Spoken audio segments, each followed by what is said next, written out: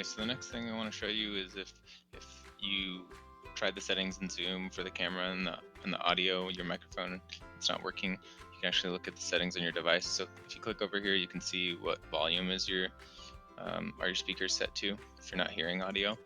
If you right click, you can open sound settings. The troubleshooting won't work for us because we're not admins on the computer, so you don't need to bother with that, but you can look at some properties. So you have some options here with balance and things. Or I guess you could see there if it was enabled or disabled.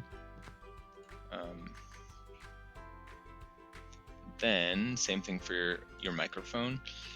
In addition to what I was talking about up here, if you have other output devices connected, they might be listed here, so you could actually switch back and forth. Same thing for your microphone. If you had an additional microphone, you could switch back and forth.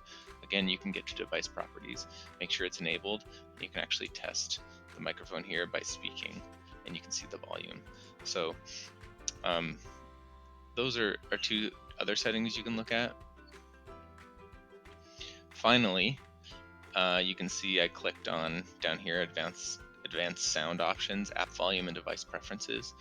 Here you can see in Zoom, let's say, where do you want the sound to be coming to? Maybe you always want it to go through headphones, or maybe you want it to set to whatever is the default, and maybe you always want it to go through this external microphone or the default. You could try toggling those back and forth if you're having microphone or sound issues, or you could try resetting it to the default. Okay, while we're here, let's look at the settings for webcam.